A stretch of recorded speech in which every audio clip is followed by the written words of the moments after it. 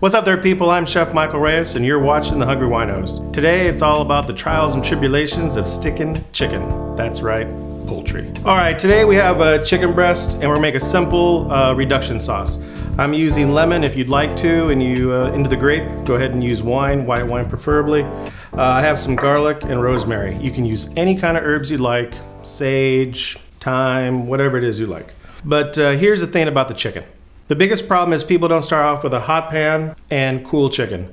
So you gotta have this thing cranked up, and you have to use some sort of olive oil or some sort of fat, margarine, whatever it is you're using. I'm using clarified butter. So you have to have a hot pan, like I said, and we're gonna add some fat. What you're gonna start seeing is the fat in the pan start to bubble. You'll start to see some heat, maybe, hopefully not smoke, but smoke's fine, just lower your heat. When the oil or fat is hot enough, then we can introduce the chicken. That's the biggest problem with your chicken sticking, is cold pan, the oil's not hot enough, and it just adheres right away. So we're looking for that Maillard reaction, and that will give it the crust, which you're looking for to make it flip. We're gonna go ahead and introduce our chicken. As you can hear, it's sizzling. So what we're looking for is obviously the bubbles, as you can see. Now, what I get a lot of is people want to start playing with their chickens. You gotta let it go, and it's gonna get brown on the bottom. You'll start to see it go white, and then it'll move to look a little caramel. When that happens, we can go ahead and flip it. So don't go poking the chicken, just let it go. As far as seasoning, you guys didn't see me do any kind of salt and pepper. So what I like to do is start the browning process. I can go ahead and season the meat of the chicken because I'm gonna flip it and take it right to the oven. I'll put a little pepper. Also, what I want to add is a little bit of garlic. You can go ahead and leave the skins on. That skin's going to protect it from the garlic from burning too fast when I roast it. I'm also going to add some rosemary simply on the outside, just for a little flavor. And obviously I like to have the house smell good too because it's really aromatic. Now I'm going to try and let you guys see this. But we're starting to get a little bit of brown on the bottom of the chicken. So I can go ahead and flip it. Now again, let's say I can't do this. I can go ahead and introduce some cold butter and it'll make it release, no problem. I can go ahead and flip it. See, we have the caramelization on the chicken breast. Looks really nice. Now, there's two ways you can go. You can go ahead and leave it sauteed, cover it, you're fine. I'm gonna go ahead and pan roast this. I'm gonna use another vessel. You can throw it in the oven, it's good. Okay, for the pan sauce, we have a lot of grease in here. We gotta go ahead and get rid of it. If you really have a problem with the grease, you can go ahead and get a paper towel and wipe around it if you don't want that excess grease. Not that big of a deal.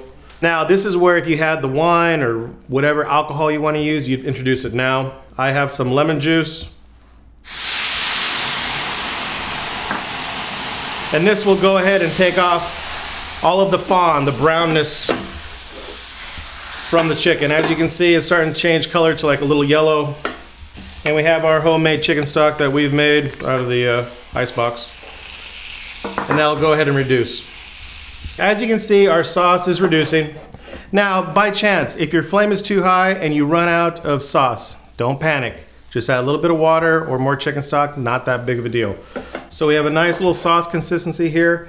You can thicken it any way you want. You can have a cornstarch slurry, you can just reduce it all the way, or in my case, I'm gonna add a little butter. What the butter does is make the sauce a little bit thicker. Now you just can't drop it in. You have to move it a little bit, and as you move it, the sauce will get thicker.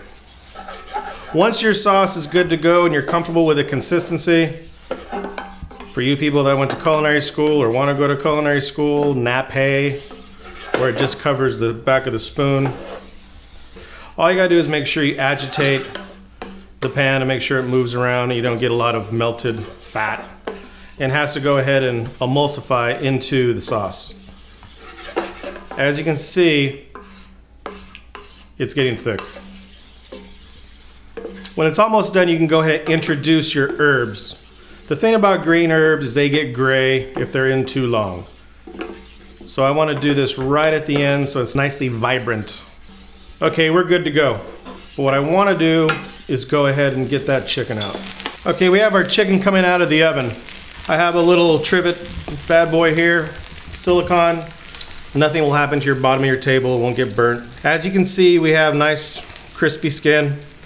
We have the herbs, we have the caramelized garlic, totally fine.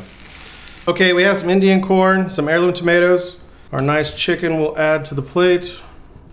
Now we'll add our herbs.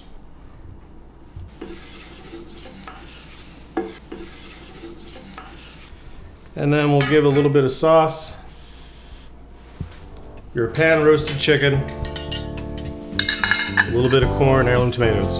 I hope you've enjoyed this episode of The Hungry Winos. If you found it helpful, make sure to hit that like button. It helps the channel grow and is always appreciated. We have a lot of recipes on the way that you're not going to want to miss. So if you haven't, make sure to subscribe to stay up to date on what's new. Also, if you have any culinary questions, feel free to reach out to us on Twitter, Facebook, and Google+. I'm Chef Michael Reyes. See you next time.